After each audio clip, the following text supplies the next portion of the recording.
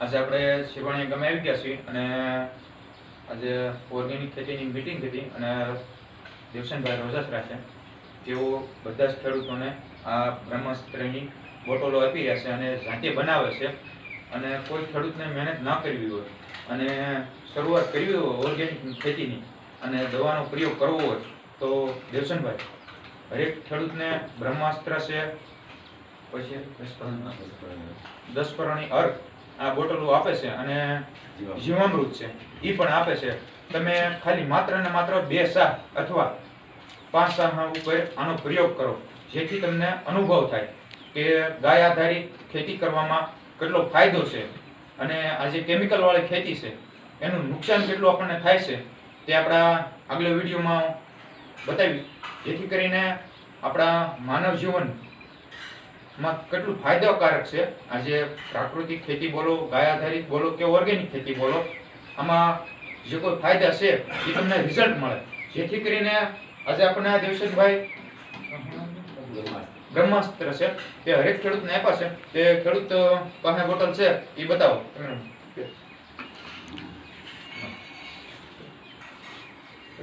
હવે દેવસનભાઈ તમે આ બનાવો છો કઈ કઈ વસ્તુ એની અંદર નાખો છો એ આપણા દર્શક મિત્રોને જણાવો અને આપણા ખેડૂત મિત્રોને જણાવો જેથી કરીને આ ઓર્ગેનિક ખેતી કરતા હોય અથવા શરૂઆત કરવી હોય કે તમારી પાસે ન પહોંચી શકે તો આપણા વિડીયો દ્વારા જાણકારી મળે.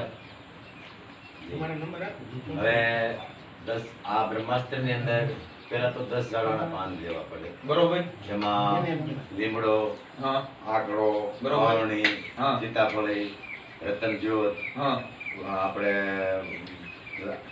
પછી કોંગ્રેસ ઘાસ છે, પછી એરડો છે, પપૈયો છે, એમ 10 ઝાડવાના પાન લેવાના છે કિલો.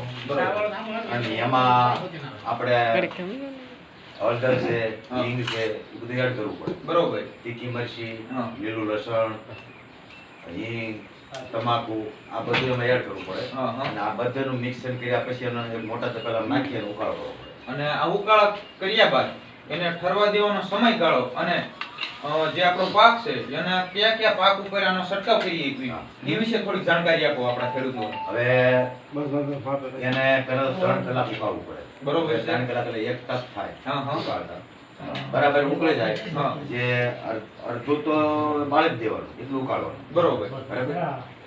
પછી એને 3 કલાક પછી ઠરવા દેવું પડે એટલે 1 કપ ઠરવા દેવું પડે અને ત્યાર પછી એને બધું આમ કચરું કાઢી નિશ્ચિત અને ગાળવું પડે.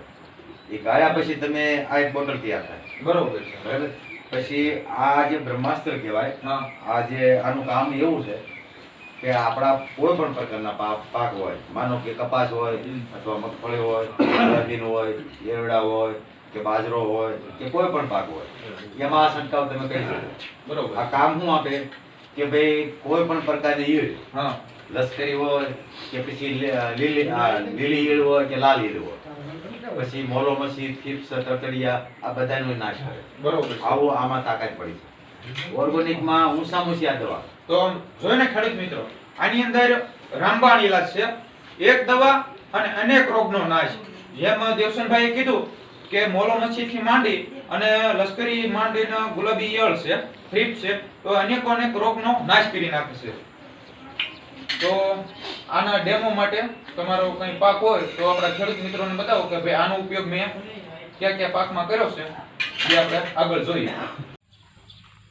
હવે દેવસનભાઈ જે આ 10 પરણી અર્ક વિશે થોડીક માહિતી આપશે અને આની ઉપર કેવી રીતે છંટકાવ કર્યો અને કેટલી વાર જીવામૃત આપ્યું અને આ દવાનું કેટલું રિઝલ્ટ છે એ તમને દેવસનભાઈ આપણને કહેશે.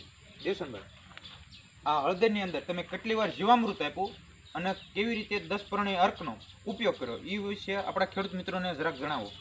હવે આમાં તો લગભગ 3 થી 4 વખત મેં જીવામૃત આપ્યું છે. બરોબર છે. અને કેટલા સમયગાળાની અંદર જીવામૃત આપ્યું છે?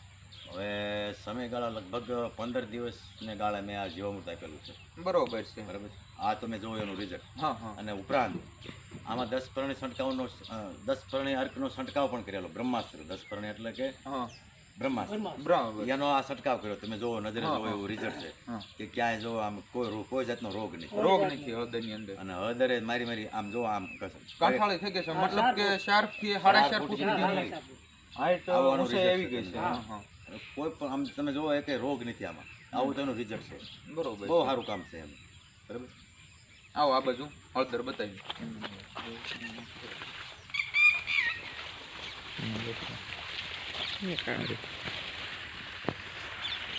જોરજ મમા આવવાનું જો આને ગજરો આવે એટલો ફૂલનો દોડો આવે હા આ છે 10 પ્રણય અર્ક અથવા બ્રહ્માસ્ત્ર કહી શકાય છે અને પ્રતિ પંપ 250 થી 300 ml ની ભલામણ કરેલ છે દેવસનભાઈએ અને ત્રીજા દિવસે રિઝલ્ટ મળતું હોય છે અને ક્યાં રોગ મર્યા છે એ વિશે તમારે પોતે જ નિરીક્ષણ કરવાનું રહેતું હોય છે અને આની કોઈ સાઈડ ઇફેક્ટ નથી જેથી કરીને વાયરસ આવવું નુકસાન થવું હુકાવવું એ કોઈ આમાં થાય નહીં અને તમને 100% રિઝલ્ટ મળશે.